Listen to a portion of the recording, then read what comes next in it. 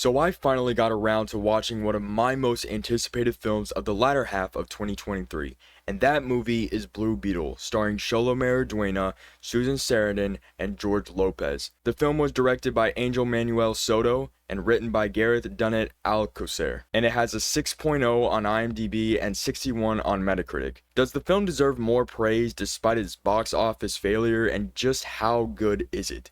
I'm Echo Killshot, and I'm here to elaborate on that with my thoughts. Make sure to tell me your thoughts down below in the comments, and don't forget to subscribe and like the video for more reviews and reactions. Thank you, and without further ado, let's get into the review. First thing I want to talk about is the pros, man, and I just want to say this film has a very cohesive story through and through. I also want to point out that it has great acting from Xolo Maridueña specifically, and just the whole family in general. They all have really great chemistry. And George Lopez, who plays Uncle Rudy in the movie, is a scene stealer for sure. When Blue Beetle is in action, the fighting banter reminds me of Deadpool. He's talking back to the bad guy, and it just makes it so much funnier with the commentary. The fight choreography is magnificent, with one-shot sequences inspired from the Matrix films and Shang-Chi and the Legend of the Ten Rings. There's not that many character arcs except for Jaime and one of the two antagonists. And speaking of the antagonists, they are really nothing special. Even though Susan Sarandon is a great actor, I didn't really enjoy the character of Victoria Court, who she plays. The CGI is pretty great. I saw no visible flaws.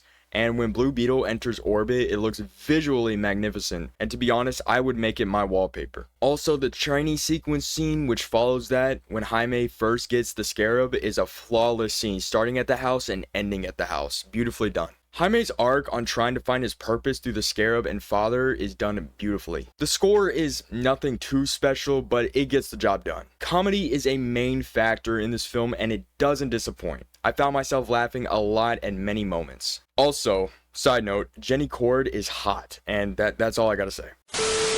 I do like how they bring Ted Kord, the original Blue Beetle, into the film by showing off gadgets, suits, and overall aesthetic in his Beetle lair. Now, Harvey Gillian's character was pretty pointless to me, and I feel like he was only used to forward the plot minimally. The final fight in this film is badass in every way, I'm telling you. Now, there are two post-credit scenes, one leading into a potentially never gonna happen sequel, and other is just a goof. I really hope James Gunn puts Blue Beetle in his DC universe, because that's a future for this character, and I personally don't want to see it go to waste. Now, I would have changed some certain scenes to feel more impactful rather than shoehorned in, and maybe 20 minutes of screen time added would have helped. But I mean, for the budget, even though it didn't have an expensive budget like other superhero films, I feel like the product came out to be pretty good, and it's unfortunately bombed at the box office. And it could have been the relevance of the character, the fact that this universe was obviously getting a reboot,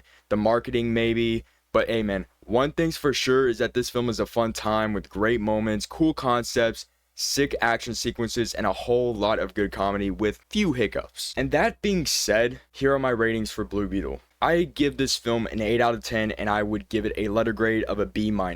I hope you guys enjoyed my review of Blue Beetle. I hope you guys also like this format I'm doing for reviewing films and TV shows. And yeah, until the next movie or TV show I review, I will see you guys in the next one. Peace out.